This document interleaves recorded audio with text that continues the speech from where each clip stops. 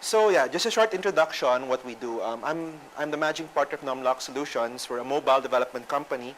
We're into iPhone and Android applications. So the first app we released, which we released in 2009, was WalletWiz. It's on the App Store. It's a budgeting app, a personal budgeting app. There's also a free version called WalletWiz Lite. We also released, later that year, we released DeskWiz, which is a digital photo frame / music player, which basically replaces your digital photo frames.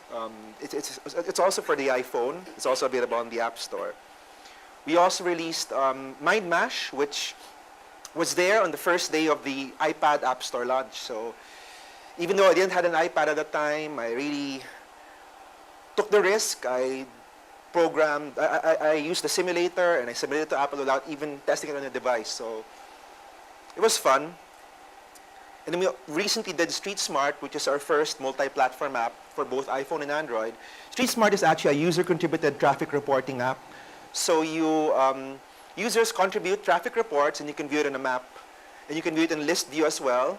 At the same time, we also display the Twitter stream of MMDA because they also tweet very useful traffic information. For clients, we did an app last year, Does New York Love You Back? It's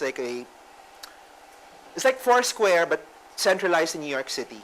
So we did, we refined the back end and we did the mobile, the iPhone app for them. For a Filipino in New York, Trinimation, New York. And we also did 2 apps for Globe last year. They're Talk to Globe and Globe Services. Talk to Globe was an app that Globe asked us to develop so that customers could complain to them. So they're asking for it. I mean, funny. And then for the iPhone 4 launch, they asked us to do Globe Services, which is using the iPhone 4, using the stuff at iOS, taking advantage of the new stuff in iOS 4, like the SMS facilities. You can subscribe to postpaid, prepaid, and super plan offers. At the same time, you can view the nearest hotspots and Globe stores. So there. So that's Numlock. So today I'm here to talk about developing mobile apps. So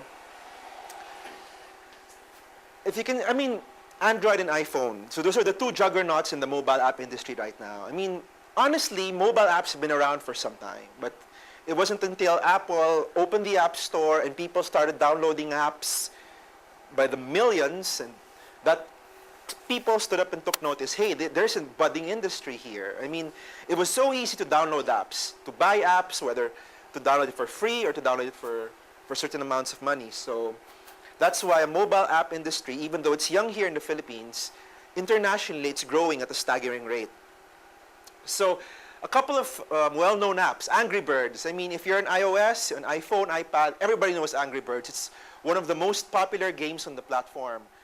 And use them, and it's displayed in a magazine style, and it's really, really nice. I mean, if you have an iPad, download it. It's free, so you try it out. So it's one app that really showcases the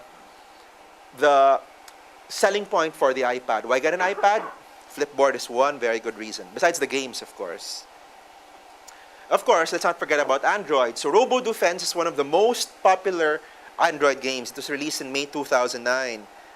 The free version has been downloaded 11 million times as of late last year, and the paid version around 500,000 times. Not Angry Birds and Doodle Jump level, but 500,000 downloads is still 500,000 downloads. So it's a lot. And then like I said, not just games. Pixay is a image editing application on your mobile, on your Android phone. Can you imagine that? I mean, a few years ago, it was editing photos on the desktop was, fairly standard. But now you can even do it on your phone. I mean, it's amazing. The free version has been downloaded 4.5 million times, and the paid version has been downloaded 100,000 times. Pretty good figures, not phenomenal, but pretty good. And note that most of the apps I talked about were developed by startups or budding entrepreneurs. They weren't developed by big companies. So there's definitely room in mobile development for small players like me, like you. So 3 questions, okay? Why enter mobile development? Why? Well, first,